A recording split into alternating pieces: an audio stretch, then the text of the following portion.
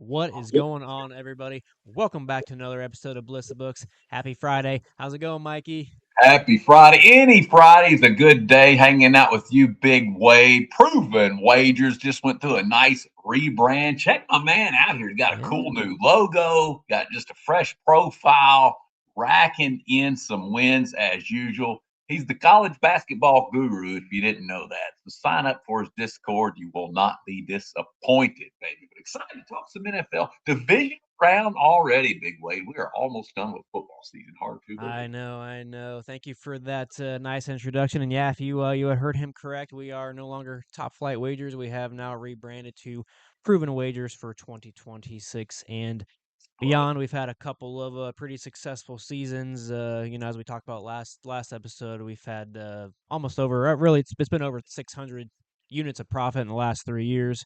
Haven't really been enjoying the name. I think we can build a nice little team around this proven wagers and make this thing a little bit more profitable for our members in the years to come.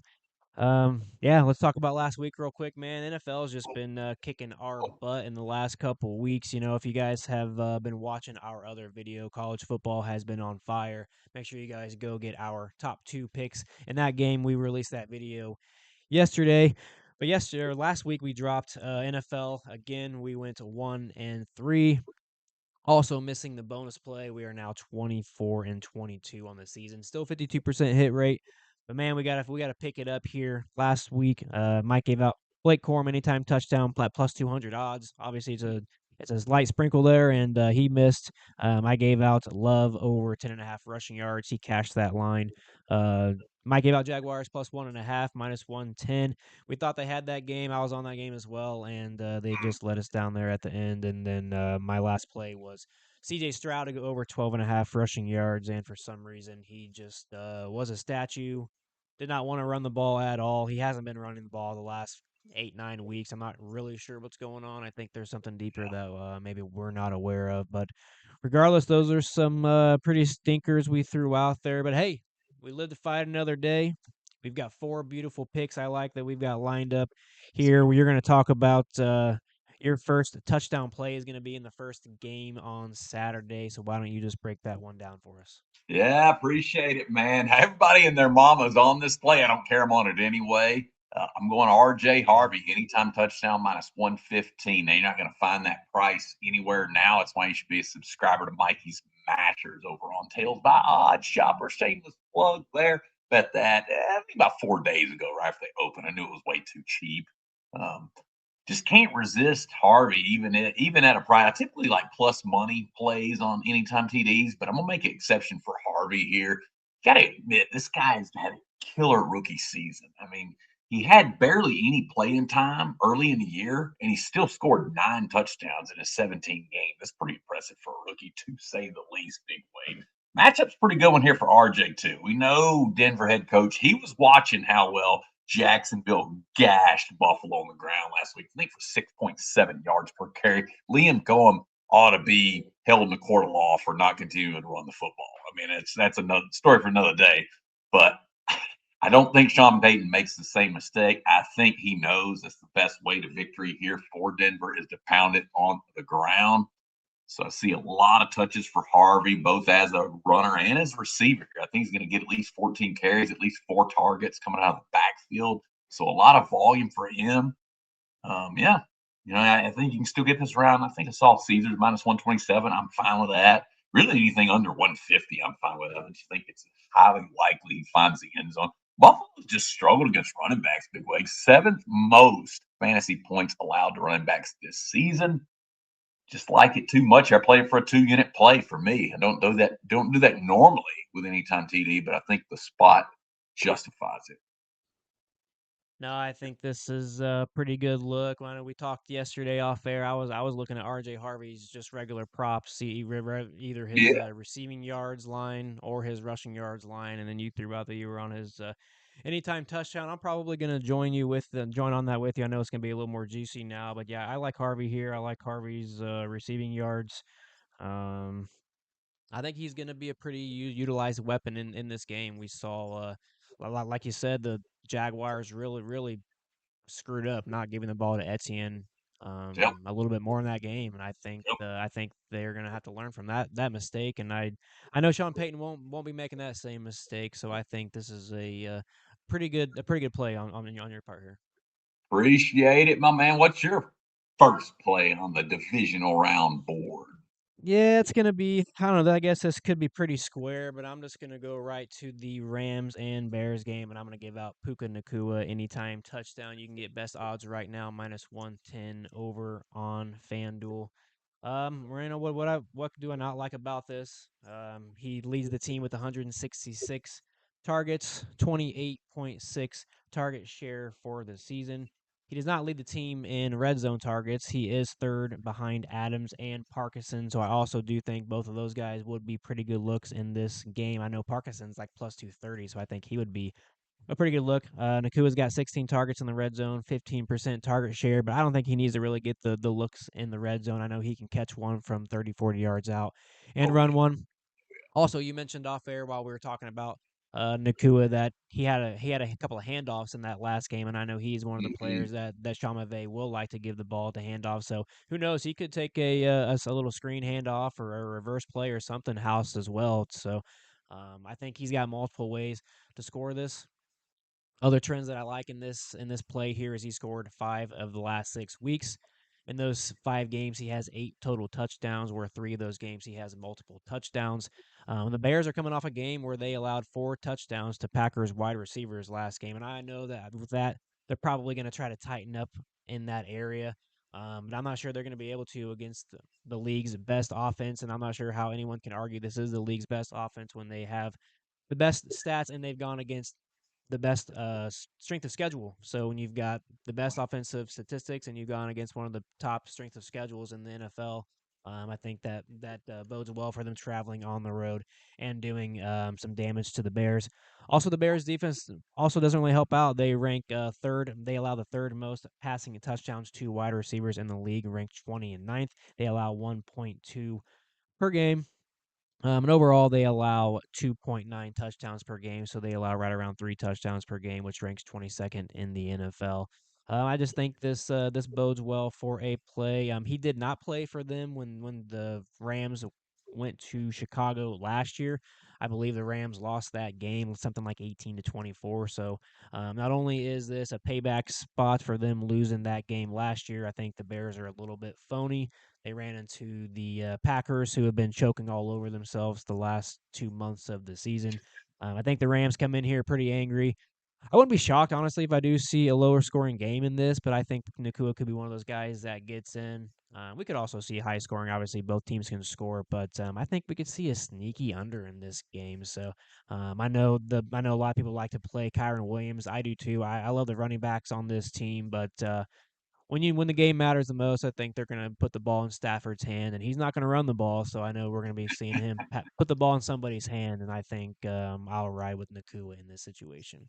Yeah, I can't ever argue with taking Puka in any way, shape, or form. Yeah, Guy's just dominant. It doesn't matter really what they put the price at. I mean, he just kills it in receiving yards. He kills it in touchdowns. I mean, the guy's just yep, a handful. And McVay's just so good at scheming up ways to give him the ball. Even when they double him, McVay finds a way to get him the ball anyway. It just kind of doesn't seem to matter. And the Bears, man, oh man, I mean, their secondary has been terrible pretty much all season. 28th in yards per pass attempt. That's not going to get it done. Yeah, I like this one quite a bit. I know that a lot of people worry about weather and all that. I don't think it's going to be that big a factor. I'd maybe worry if they were calling for 20, 30 mile an hour winds. I don't think they're calling for that. I think it's more like 10 to 15 mile an hour. And, big Matt Stafford's got the arm to get the ball through the wind and that yeah, mile per hour range. So I'm not too worried. I think it's a good play, big way. I like it. yeah. I think I like Puka to get probably 10 receptions in this game. I think they're going to be a lot of dink and dunks. I'm not sure they're going to be airing it out and doing any deep balls in this one, but I see a lot of quick passes to him. So I think both these touchdown looks coming away 2-0 after this video. And as always, if you guys like these breakdowns and if they're helping you out at all, please hit the like button. It takes 2 seconds. Subscribe to that channel. Drop a comment as well. What is your favorite play for the divisional round playoffs? All right, Mike, what's the game line you want to give us? Woo, it's been a Dr. Jekyll, Mr. Hyde kind of a year with game lines big way. We're just barely got the tiniest of profit in game lines, but hey, we'll take it. Let's Mm, add on right here. I got to dance with who brung me, baby. I got to dance with who brung me. Going Houston Texans +3. You can get that +100 right now. You can even get a plus three and a yep. half or -120 on a few books. So I actually took a bad number. It doesn't happen often, but it does happen. I am human after all. Houston's defense, I mean, what can you say about it, man? Just proved once again on Monday Night Football why they're the best in the NFL. They overcame three boneheaded turnovers by CJ Stroud. What do they say? A stellar defense, like a great deodorant, covers up the stinky areas. That's exactly what it's done for Yep. Houston all year long. I'm kind of shocked we're getting a full field goal here. Yeah, I know it's a road game, but man, oh man, actually make the Texans a slight favorite here, according to my numbers. Maybe 1.5 is what I'd have it at, even on the road, just because I'm a big strength of schedule guy, Big Wade. My goodness, Houston third according to Sager's strength of schedule. New England, you called it dead last in strength of schedule. They just haven't been tested. They've got some big wins. Take my hat off to Drake May. Probably going to win freaking MVP. He should. He's played like it. I give him all his flowers, all that stuff. But man, oh man, they could find the sledding pretty tough here in this one, even at home. I think May's going to make plenty of plays. He's done it all year long, but the pass rank is 27th in sack rate allowed. That is a major problem against this Houston elite D line. Will Anderson, Sheldon Rankins, and Daniel Hunter are absolute wrecking balls. And I think Drake May's going to get sacked a lot, could force a turnover or two. Give me Houston, baby, and you know we're sprinkling on this one. Let's go. Yeah, I like this. I've been waiting, watching, because for some reason, I think the Patriots are going to get a little bit of public push here. And as we've seen, like you said, the Texans have moved +3.5. I might have to jump on that. I don't know. It's tough. We've been saying, and I know a lot of people have been saying in other videos that the Patriots are phony because of their strength of schedule, but then they keep beating people. So I just don't know what True. to believe anymore. The one thing I do know is that we've been hanging our hats on this Texans defense all year long. I think they are the best in the league, and I think they could, as long as CJ Stroud gets out of his own way, I think that the Texans could have a Super Bowl defense here. We could see the Texans in the Super Bowl, man. We already saw them play the Bills once this year. We saw how Allen stood out against this. Yeah. How he did against the Texans defense. So I don't know, man. We got one more step here. I think the Texans could possibly pull out the win here. Um, I don't know. It's tough for me to. Is Rabel really going to take the Patriots to the conference championship this soon? That's after taking over the Patriots. Man, it's I don't crazy, man. believe it. I It's don't believe it. crazy. He's done a heck of a job. He Yeah, really it's has. that, and I think his the Will Campbell, that the tackle they got, he's really a tone setter that made a He big is. difference for them too. So I don't know. They've done well in the draft. They've done well in free agency, but man, D'Amico Ryan's has been something special, and I think this is a pretty good spot by you, my man. Appreciate it, buddy. Hope hey, we've made 8.5 units this season betting on the Texans, so why stop now, right? Oh, we'll end up with double digits after we ride them to the Super I Bowl. hope so, baby. Let's go. Texans versus 49ers. You've heard it here first, folks. That's There we gonna lead go. us Hey, right in. Yeah, I'm yeah. with that. That'll lead us right into to my play. I am going to go into the 49ers and Seahawks Yeah. matchup. This divisional round matchup between the 49ers and Seahawks kind of leaves me scratching my head here. I'm not sure how the 49ers are getting 7.5 points when they have been really knocking at that Super Bowl door since 2019. Since 2019, the 49ers have made the conference championship or the Super Bowl 4 times now. And I believe this line is a kind of a textbook example of a market overreaction. Is kind of where I kind of stole those words from you, as you kind of always Yeah. like to talk about Yeah. how markets overreact. Um, we did just watch San Francisco lose at home 13-3 for the NFC's number one seed, which also makes this a tricky spot. It's almost, San Francisco is almost always the public team. They should be getting the recency bias as well, based off of going on the road, winning as 6 point dogs against the defending Super Bowl champs. But in my opinion, I think there's just a clear revenge spot for San Francisco in this spot. That loss directly cost them home field advantage, and I think now they get a chance to respond with really everything on the line. Um, let's talk about the offensive efficiency here just a little bit. 49ers rank first in the league in third down conversion rate at all basically 50%, compared to Seattle allowing just over 32% on defense. I think the gap matters here, even if it's played out differently 2 weeks ago. I think it'll be more difficult for Seattle to stop San Francisco from moving the chains this time around. In the red zone as well, San Francisco converts touchdowns at 65% rate, which is top five in the league. Seattle's red zone offense sits closer to league average, and San Francisco's defense holds opponents under 55% once they do reach the red zone. So, red zone scoring is going to be critical here, especially getting points on the road, and especially if the 49ers can force the Seahawks to kick field goals instead of scoring touchdowns. Um, San Francisco also averages 22 first downs per game, which ranks top three in the NFL. And while Seattle does rely heavily on forcing mistakes and turnovers rather than consistently putting teams in longer situations, I just think it's going to be hard to force Purdy and McCaffrey in that bunch to create turnovers. And really another angle that really put me in this spot to lean towards the 49ers was the experience and coaching gap with the quarterback and the head coach. Love it. That's kind of why I'm Love it. planting my flag here with San Francisco. Purdy's 5-2 in playoff games, and he's already proven that he can execute in the most hostile environments, especially on the road. He can operate this offense with poise, efficiency. He protects the football, and he knows how to use his feet to keep the chains moving. On the other side, Seattle enters the game with a first-year head coach making his playoff debut.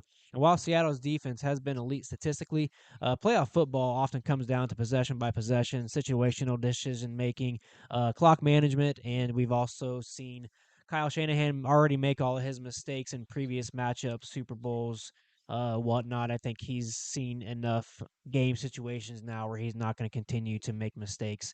I think that's just a massive edge for Shanahan and the 49ers here. Another key statistic is Shanahan is 9-4 straight up in playoff games. He's consistently kept his teams competitive even when they're underdogs in the playoffs. I just think getting over a touchdown with this much experience and advantage is just super rare. I still I can't believe the books believe the Seahawks are this much of a favorite over the 49ers. In my world, I think this should be a 2.5 to 3.5 point spread at most. Um, Head-to-head contacts matters too. San Francisco's covered this spread in 3 of the last 4 head-to-head meetings, including multiple games at Seattle. I just think with Seattle, they're having a lot of turnover luck this season, winning the turnover battle. I'm just not sure if the ball doesn't bounce their way. I think Seattle can grind this out, or San Francisco can grind this out to at least keep this within a field goal game if they do lose. But like you said, I'm going to take 49ers plus 7.5 minus 116 on Profit X, and I'm going to sprinkle on that money line plus 290 over on Novig. All day, baby, all day. You read my mind. Big way to play this on Monday. As soon as it came out, I was shocked if you get the hook. Would happily take it, and also sprinkled that money Yeah, line. I think I got plus 300 at Hard Rock that day. Yeah, nice. it's just too much, man. It's too much. We're recency bias. You hit on it when you were talking about it there. It's like the public just can't get that 10-point loss out of their head from 2 weeks ago. What, 3 weeks ago, something like that, where Mm-hmm. San Fran only put up 3 points. But the odds of that happening again are slim and none. And also, this Yeah. is nuts. Seattle's home field advantage is nothing this year. Guess what they are against the Mm-hmm. spread at home this year? Just 4-4 against the spread Yep. at home. San Fran is road warriors, baby. They have covered 8 out Yes, of they their are. 10 road games on the highway. That's all you need to say right there. For some reason, teams are just good on the road. And for some reason, Seattle just don't have that 12th man like they normally do. They've just not figured it out as well at home. I think that matters here, man. Yeah, I feel pretty good about San Fran. Even with a lot of the key injuries to the Niners, I still couldn't make the line more than 6. And really, I'm like you. I was right around that 3.5, 4. I bumped it up just because of Kittle getting hurt and a few other guys, but I just don't think I can't get to over a touchdown. Doesn't make sense. Love it. Love the play. Yeah, and I'm sitting here pulling up right now.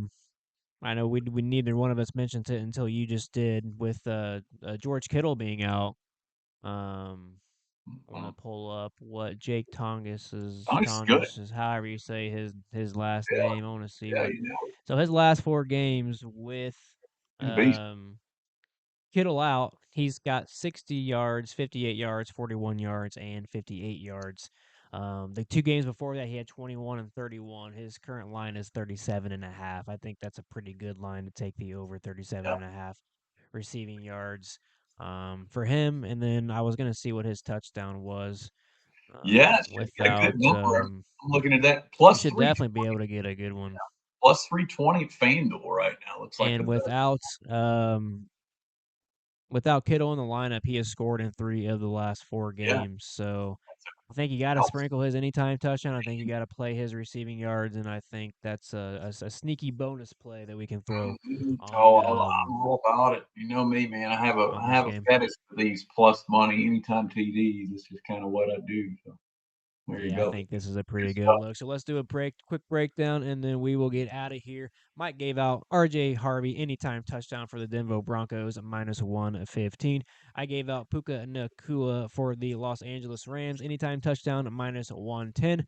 Mike gave out the Houston Texans +3 -111, and then I gave out to the 49ers +7.5 116. And if you guys want a couple bonus looks, go check out Jake Tongas for the San Francisco Yeah. 49ers, backup tight end taking over for George Kittle, anytime touchdown, over +200 on, depending on what book, plus Yeah. 300 on Plus some books. plus 325 best line right now. Bet Rivers or Bally Bet or any of those Yep. Canby books. Jump on it, baby. You love it. That, and then over 37.5 receiving yards, I think, is also a pretty good look, especially with Kittle being out. So as always, Mike, appreciate having you on. Appreciate you guys watching. We will be back with you guys next week after we sweep these plays. Let's sweep it, baby. Come on.